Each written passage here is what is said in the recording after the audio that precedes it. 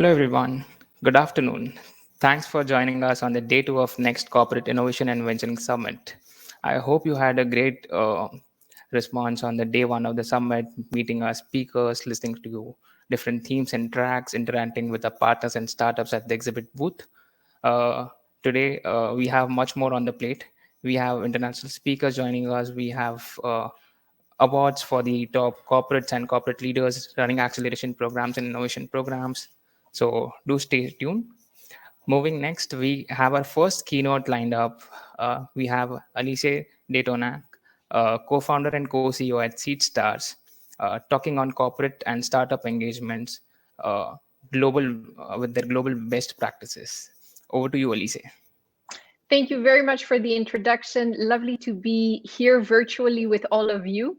And really happy and excited to share with you a bit our experience of collaboration with corporates, how we've interacted with startups and invested in them, and hopefully some best practices for you.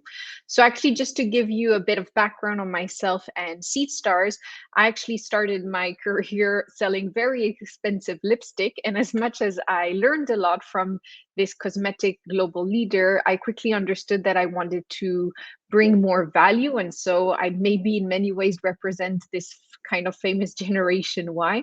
I think it came down to a quote from Eleanor Roosevelt that said, "Do one thing every day that scares you." And I was horrified to see how much I was not scaring myself on a daily basis. So from there, I was very lucky to meet my co-founders, and I left this kind of picture perfect calm Switzerland to another reality, which here are the streets of Lagos in Nigeria, which is the economic capital, over 20 million people. And I think out of this chaos came huge opportunities and challenges that me and my team wanted to be a part of, and support these entrepreneurs and these ecosystems. So what is Seedstars? Seedstars, we have for mission to impact people's lives in emerging markets through technology and entrepreneurship. Emerging markets, because there's this kind of completely biased reality between the West and the rest, while the rest is actually taking over the West, and the gap and the opportunity is huge. It represents 85% of the world population. Technology, because when we started 8 years ago, we were really starting to see the democratization of technology, where you could be an entrepreneur anywhere. And when we meant using technology to enable your solution, it also meant finally talking about impact at scale. And so we see through the adoption rates, which are getting faster and faster for every technology, we really felt it was the moment where we could have the highest impact across different industries, from healthcare to education and energy.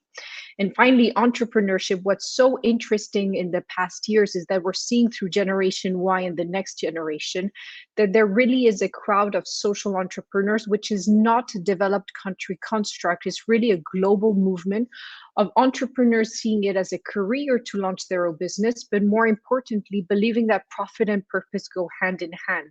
And I think corporates with whom we speak, which are work across different industries around the world, there really is this sense that the talents they're bringing on board are also more and more purpose conscious and really want to be part of a bigger mission. So we're really trying to also align with the SDGs and how we can support all the innovations bringing to these objectives that we have set as citizens for 2030. So Seedstars, concretely who we are, we have a great documentary that shares kind of the stories of the different entrepreneurs we support. But in a couple of numbers, we have a huge entrepreneurial education program, which is where we have these types of acceleration incubation programs that we do with corporates, but also with governments, the DFIs and foundations. We've supported across 100 ecosystems around the world. We now have a portfolio of 75 companies in which we have invested in.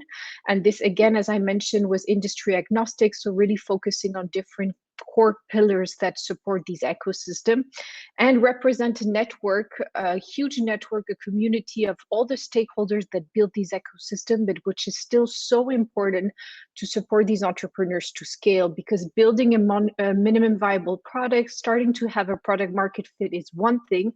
Trying to build scalable businesses in these markets is another. So as I mentioned, we're spread out across 100 countries, and we have offices in 15 of them.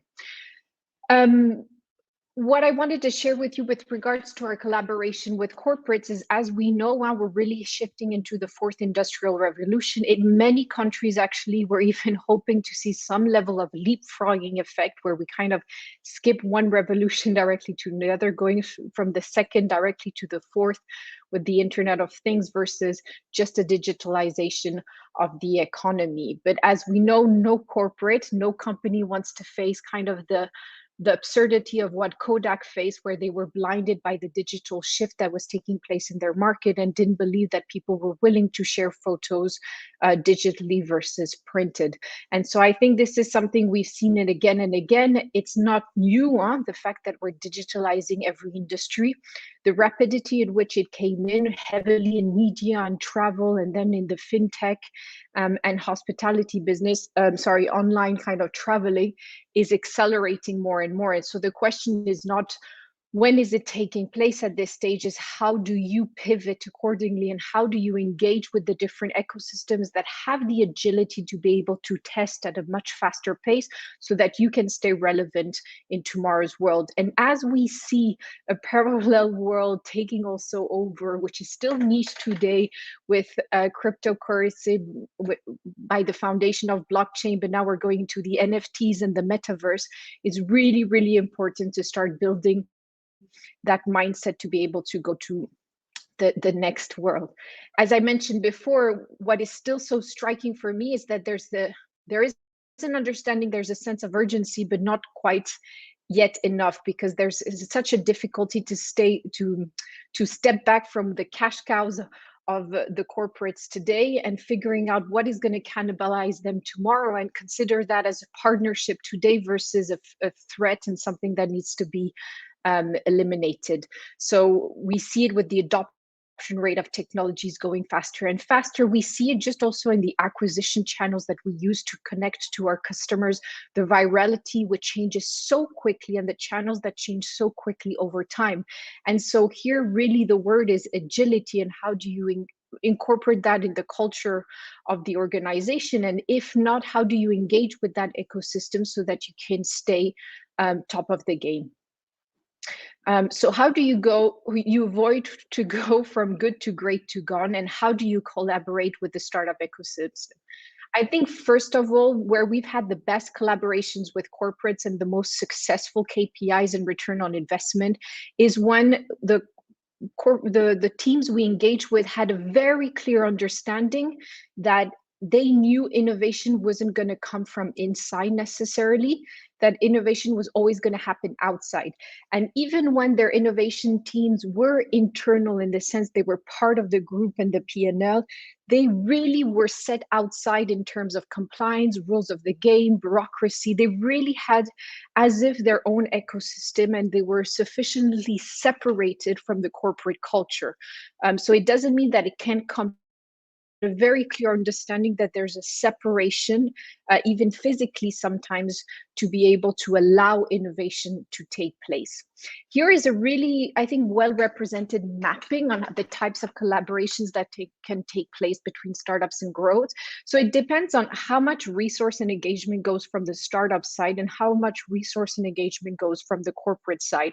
And so we've collaborated, for example, with Amazon on very simple collaborations of providing free tools and kind of free options for startups so that they can engage as a first step. And it went into competitions we did with Microsoft on specific industries so that they can better test their different programs, to organizing co-development with teams that were selected internally from the corporate and wannabe entrepreneurs from the outside world, so that they could co-develop from research and inventions that were taken inside and building them into innovations. And then the much more intense collaboration, which goes up to acquisition and M&A.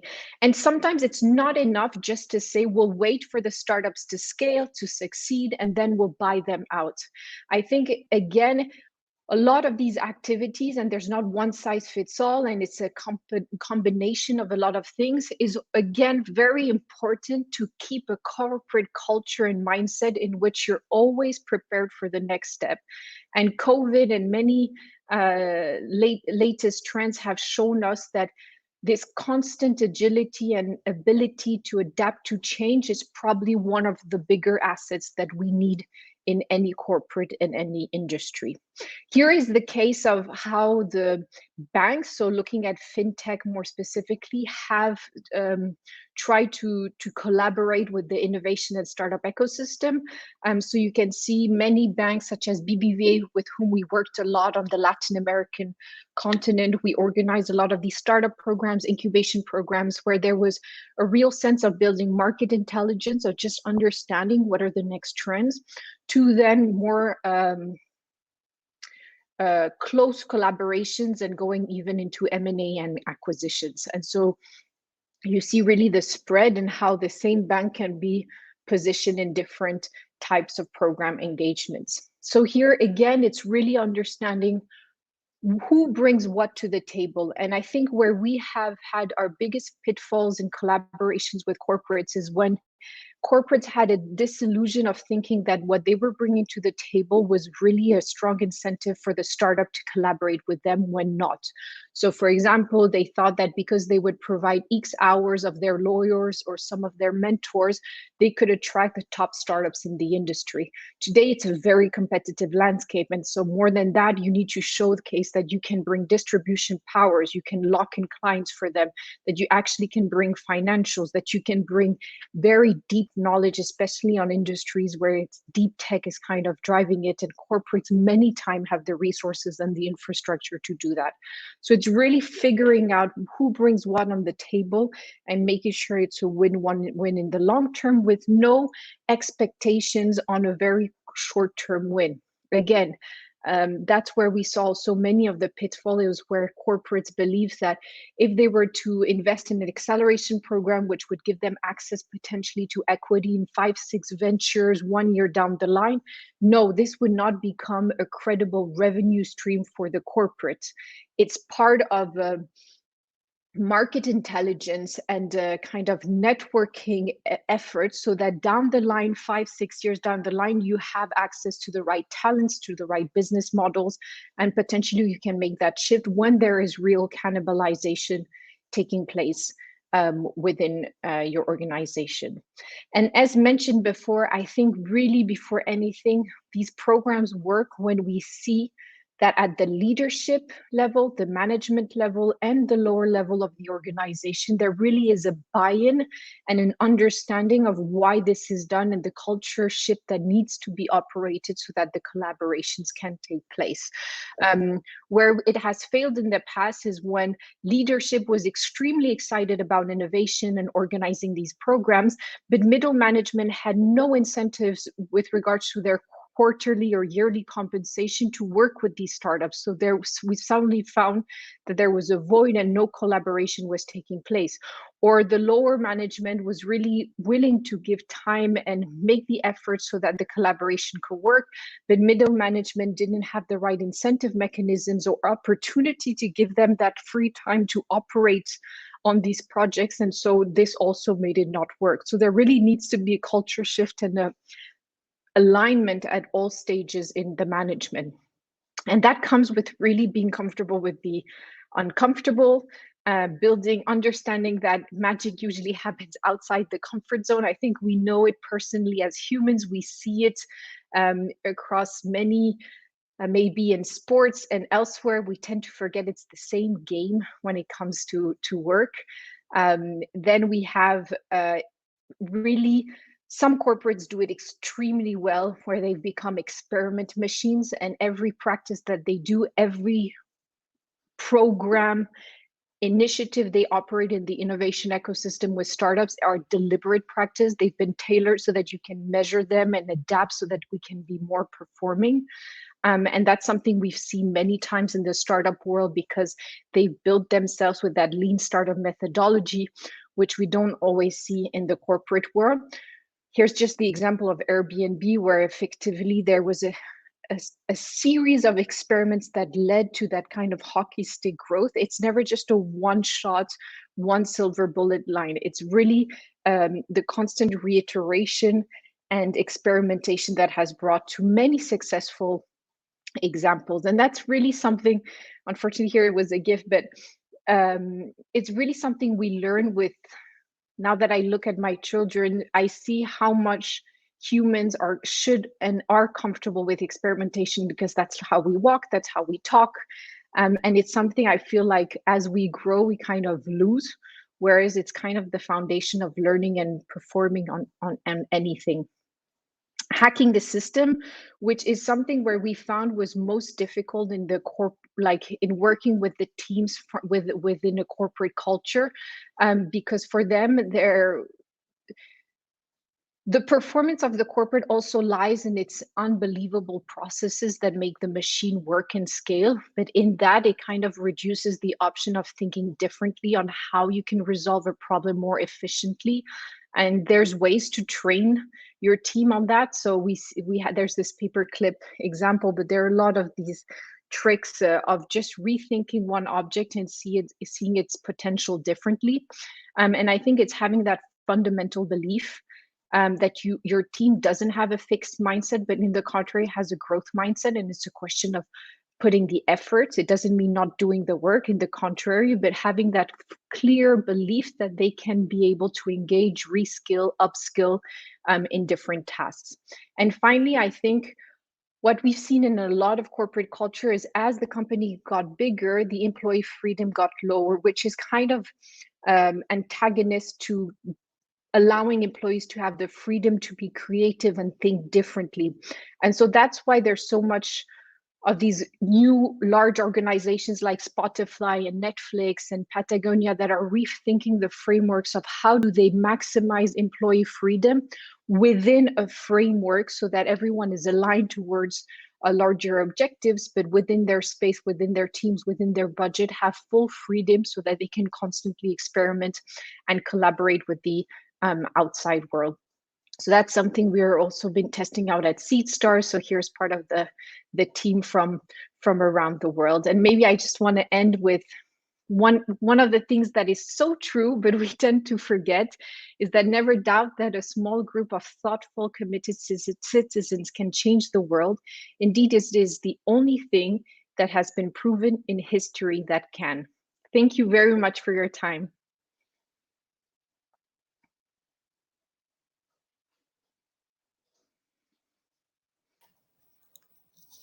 Thank you, Elise. That was really wonderful to know about the global practices in the startup and corporate landscape.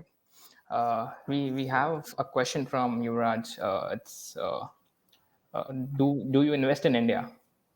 Yeah, we did a couple of investments in India, but I have to say, when we came into India, it was already quite big and there was a lot of competition on the investment side, but we've made a couple of investments. Where I'm more excited is we're actually working with different public institutions to launch entrepreneurial schools so that we can increase the pipeline of entrepreneurs that want to solve challenges. And that's something we're looking into 2 cities in India. Got it.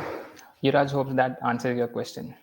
Anyone, any questions, feel free to drop them in the chats, or you can even raise your hand to come on stage. So how do you identify between fixed mindset and growth mindset? Really difficult, but there are hints. For example, a fixed mindset, which is I grew up a fixed mindset. So I was convinced that I was limited in capacity simply because either I believe it's my genetics. So this is my temperament, so I can't do it like this, or I'm good in operations, so I can't think strategically, or I was typically the kind of student that would have top grades, but because I would memorize everything, but I would never understand it. So I would check the boxes, but I wouldn't try and hurt myself in understanding until I grew and understand it differently. Growth mindset, you see it in teams, you see it in people that have, for example, talents that have been pro athletes very young. They have a resilience level and an understanding of experimentation where they are convinced that if they put the effort, they are not that demoralized by the constant failures, because they're so comfortable and they understand so well that success is correlated with that number of failures, that level of pain is comfortable. And so they really are confident in any subject, any challenge, and any opportunity. It's a question of time, effort, and collective intelligence to be able to perform. All right. We can take one last question, I think so. You mentioned launch of entrepreneurial programs in India. In India, which two cities? Yeah, I'm looking because I don't remember which one. No. I know there was Manipur and there was another one. I don't know if it was Bangalore or not, but I think it was a smaller city. But hopefully we'll be announcing it soon next year. Perfect. All right. Thanks, Alicia. Great having you on stage here and great insights. Thank you very much. Thank you for your questions. All right. Thank you, everyone. Virtual incubator. Yeah, we hope to do something on the metaverse one day. Definitely. All right, audience. I'll be back with my next panel for the day two. Stay tuned.